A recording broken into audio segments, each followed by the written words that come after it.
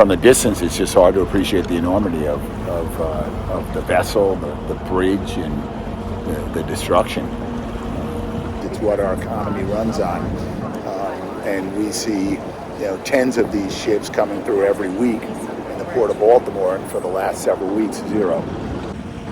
That represents a lot of commerce, a lot of jobs. When I considered the responsibilities of the Attorney General and talking about protecting the interests of Marylanders in the state of Maryland, never could have, something like this come to mind.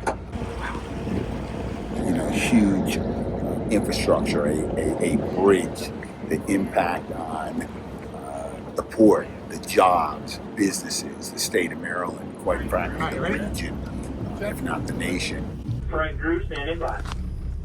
It's unreal. We all saw it on the video. Now being this close, you see the enormity of the devastation and destruction by the ship. You can't help but think about the loss of life, the tragic loss of life. There's men who were working on the bridge, and the loss for their families and their friends and the community. And you got to commend the first responders who dove and went down to try to recover people and rescue people. You can't see a thing in this water. As cold as it is, murky as it is, and dangerous as it is. The Austrians on the black boat, I came in at 2:32 o'clock. They've got more barges, and every day as a flood of barges come in, they're hooking up, grabbing pieces. Yeah, they've been cutting pieces. In fact, you can see here between those two barges that little piece of steel sticking up. Right. They've been basically cutting the tops of all this stuff off, getting that out of here, and then just breaking the bucket. No, it's really just hard to fathom. I mean, you think about the port and how everything runs efficiently and smoothly, and ships come and go, and cargo and trucks come and go, and you never think about sort of like the kind of disruption that is created by a tragedy like this. I mean, look at just the damage of this. It's amazing. We've got our assistant counsel and an expert. We're going to board the DALI, spend about 10 hours today inspecting various systems and the structural features of the ship, doing some imaging, and this is all part of the state, the Office of the Attorney General, doing our part, which is going to be to, protect the interests of the state of Maryland, and which will involve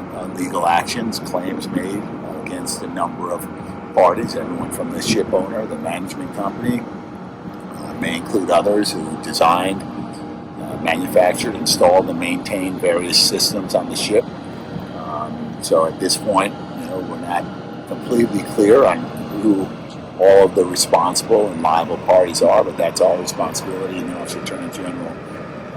Work with experts, assistant counsel, outside counsel, to make the claims to recover for Maryland. We're talking about a bridge, damage to a bridge that has to be rebuilt. We're talking about damage to the environment, other natural resources, and to think that the professionals, the lawyers at the Office of the Attorney General are going to be so closely involved, everything from the litigation, the procurement around rebuilding a bridge, the environmental issues, and no doubt, as we anticipate, there will be lawsuits filed against the state, and our responsibility will be to defend the state, but to make sure that we're doing what's just and right.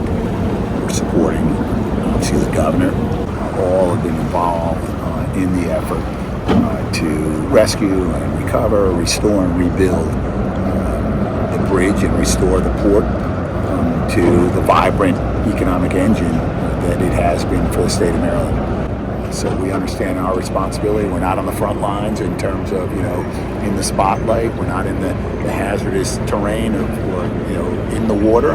but we're certainly behind the scenes, day in and day out, working closely to ensure that we are protecting and recovering on behalf of the people of Maryland. That's why we're out here today.